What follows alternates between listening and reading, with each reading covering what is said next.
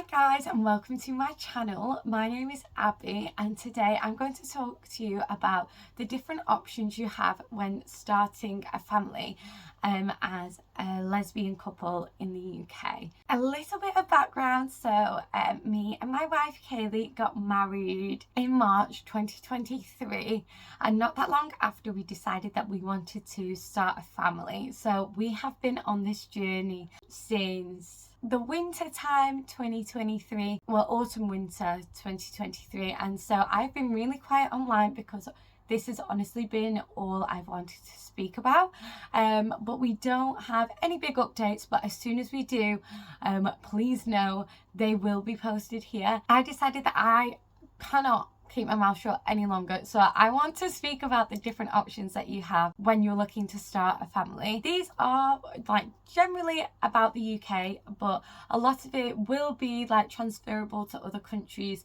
There's just certain things that might only apply to the UK or might work a little bit differently, but I still think there'll be some good information either way. This is also just like based on my research when we've started this journey. Obviously I have no medical background or anything like that, so don't take anything I have to say as any kind of medical advice. I'm just kind of outlining some of the options. I know that when we were starting our journey, I literally was like, I need to know every single piece of information possible. I'm like googling how do lesbians get pregnant, like literally everything. So without further ado, let's just get into it. So I will start with the first one, which is definitely more tailored to the UK, and that we are lucky and we do have the option of going through the NHS. So this is the first option that me and Kaylee looked into. We put ourselves on the wait list in our local area, and it is a really long wait. And me and Kaylee were just too impatient, like we just wanted to get the ball rolling, so we didn't end up going down this route. What you have to do is you'll ring up your GP and get an appointment, and you'll usually have a little consultation just to speak about your options. But what they would then do is do a little scan, it's an internal scan, and do a blood test. And once they've done that, then in our area what you did was then you'd have an appointment with a consultant who would see if you were eligible. I'm not sure if there's any variation depending on where you live, but in our area IVF is pretty much the only option available. They don't do like artificial insemination, which I think is a shame really if you don't have any fertility issues. So it would be IVF using donor sperm. So the consultant would generally refer you to a local clinic that they're partnered with, and then you'd go from there with the clinic. The only other things to bear in mind with choosing the NHS option is I don't think you are able to do reciprocal IVF. So that's when, say, you would collect my eggs, fertilise them, and then implant them into like Kaylee's womb, and then Kaylee would then continue the pregnancy and have the baby using my egg. I don't think that's an option on the NHS. Another thing to bear in mind is that if you've already undergone fertility treatment or if you already have a child, you will not be eligible for NHS treatment. I do believe that this means that you can only have like your first child using the NHS, but it may vary depending on where you live. So the next option is to go through a private fertility clinic, which is what we have done.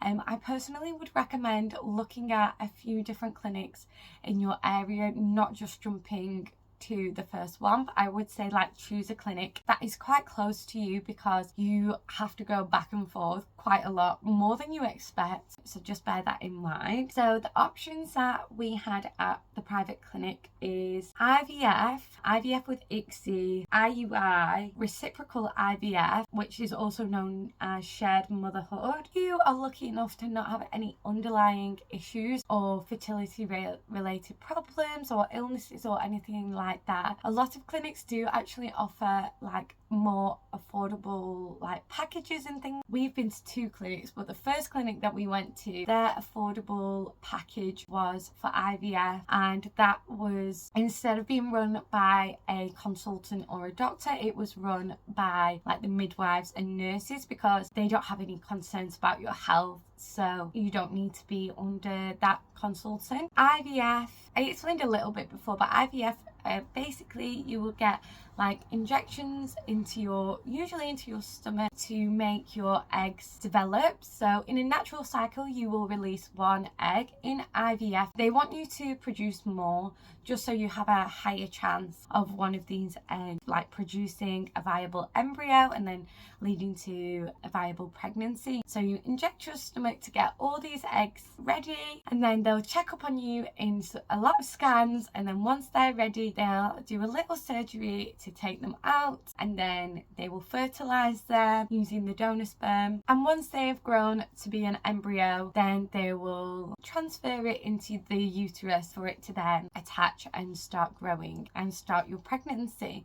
So in the traditional IVF they will put the eggs into like a little petri dish, test tube, something like that, I don't know, and just let the sperm naturally meet the eggs. Whereas the IVF with ICSI, the lab technicians will choose the sperm and like plop it into the egg to fertilize the egg already. And then there is IUI, which is artificial insemination. So all they do with that is they'll take some sperm from a donor and then insert that into the partner that is trying to get pregnant and hope that nature takes its course. I think that sometimes you can do this medicated so you get a higher chance, but this isn't an option that we've explored, so I don't know everything in detail. But once you've chosen which fertility clinic you are going to use, they will book you in for a consultation. Again, they will do the blood test and the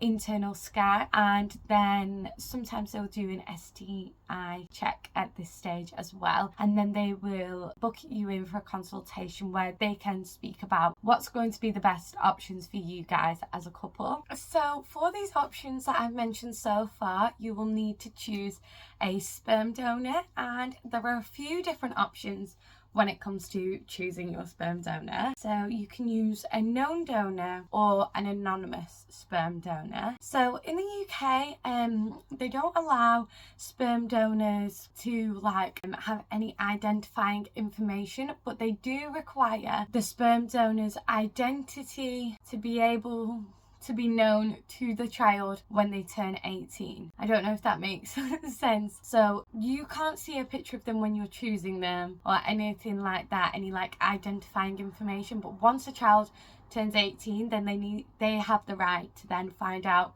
who their donor is. I think it's called an open donor, but the donor does not have any parental rights or parental responsibilities or anything like that. The other option is to use a known donor, so that could be a person in your life, like maybe a close friend. Some people do it where they would use their partner's family members, if that makes sense. So for example, for Kaylee to get pregnant, it would be using someone from my family, so then they would have some of similar traits to me and to Kaylee. Or you can also import donor sperm from places like the European Sperm Bank, or I think it's called Cryos, but I'll get into that a little bit more in just a second. So if you are not using a known donor, if you're using one from a sperm bank, most clinics will have their own sperm bank, and this is usually the cheapest option if you don't have a person in your life that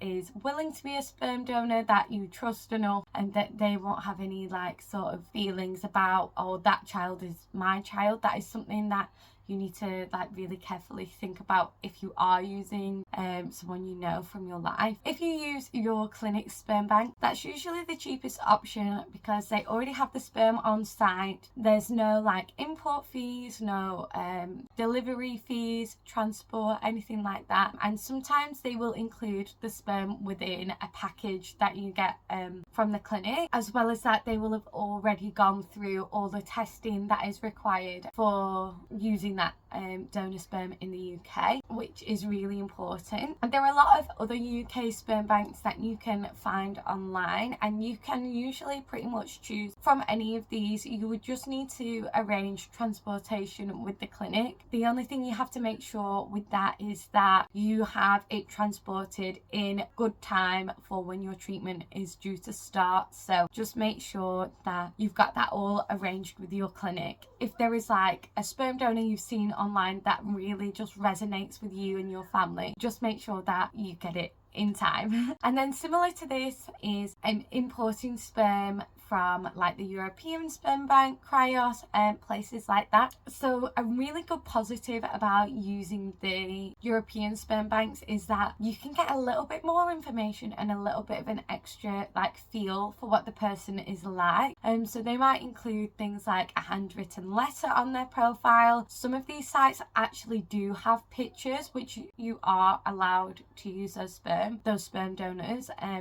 But they might have baby pictures. You might be able to pay to see an adult picture. I've seen sites where they've got a voice note, and that is really nice that you can get a bit of a sense for the person. So when we were looking, I was saying to Kaylee, like, I would like to choose someone that we would like to be friends with. That's really nice that you get to see a bit more of a personal side to the donors from doing it that way. But the only thing with that is you have to make sure that the sperm is UK compliant. So you need to make sure that all the correct tests are done with that sperm and the donor themselves. And you also have to make sure that they have an open ID. So this is where the child can find out who they are once the child turns 18. But yeah, that option is a really lovely option, but like I say, it is a little bit more expensive because of the import fees and the delivery fees and all of that, and it can take a little bit longer to make sure that it's had all that testing done. But again, if you find someone who's like really resonates really well with your family, then I do think that is a really good option for you. So just to speak a little bit more in depth about the shared motherhood or the reciprocal IVF, they would go through a lot of the same procedures as normal IVF, but